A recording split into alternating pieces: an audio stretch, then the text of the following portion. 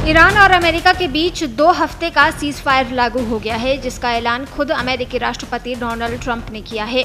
Ceasefire के तहत अब दोनों पक्षों की तरफ से हमले रोक दिए जाएंगे। साथ ही स्थायी शांति के लिए दोनों पक्षों में आगे की बातचीत भी होगी। दोनों पक्षों के बीच पाकिस्तान के इस्लामाबाद में 10 अप्रैल से शांति वार्ता शुरू होगी। इसी बीच अब भारत ने ईरान में रह रहे अपने नागरिकों के लिए नई एडवाइजरी जारी की है। हालात को देखते हुए भारतीय दूतावास ने लोगों को जल्द से जल्द सुरक्षित तरीके से ईरान छोड़ने की सलाह दी है। ईरान में भारतीय दूतावास ने सोशल मीडिया पर एडवाइजरी जारी की। इस एडवाइजरी में ईरान में रह रहे भारतीय नागरिकों को सलाह देते हुए लिखा गया, हाल के घटनाक्रमों को ध्यान में रखते हुए ईरान में मौजूद भारतीय नागरिकों को दूतावास के समन्वय से और दूतावास द्वारा सुझाए गए मार्गों का इस्तेमाल करते हुए जल्द से जल्द ईरान छोड़ने की सलाह दी जाती है। ये फिर से दोहराया जाता है कि दूतावास से पूर्व परामर्श और समन्वय के बिना किसी भी अंतर्राष्ट्रीय बॉर्डर के पास जाने का प्रयास न करें। ईरान में भारतीय दूतावास ने भारतीय नागरिकों की मदद के लिए आपातकालीन फ़ोन नंबर और ईमेल भी शेयर किए। ईमेल cons.tehran@mea.gov.in है। फ़ोन नंबर और ईमेल पर ज़रूरत पड़ने पर संपर्क किया जा सकता है। भारत ने ईरान में रह रहे अपने नागरिकों से देश छोड़ने के लिए इसीलिए कहा है क्योंकि सीज़फायर के 14 दिन देश छोड़ने का सही मौका है।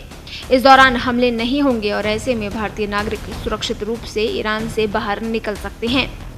इससे पहले मंगलवार शाम को भारतीय दूतावास ने अपने नागरिकों को 48 घंटे तक जहां हैं वहीं सुरक्षित रहने की सलाह दी थी। ये एडवाइजरी उस समय आई थी जब हालात बेहद तनावपूर्ण थे और हमले तेज होने की आशंका जताई जा रही थी।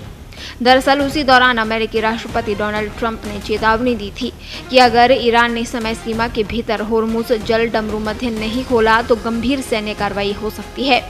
इसी वजह से भारतीय नागरिकों की सुरक्षा को लेकर चिंता बढ़ गई थी। अब हालात को देखते हुए सरकार ने रणनीति बदली है और लोगों को बाहर निकलने की सलाह दी है। आधिकारिक आंकड़ों के मुताबिक जब 28 फरवरी को संघर्ष शुरू हुआ था तब ईरान में करीब 9,000 भारतीय मौजूद थे।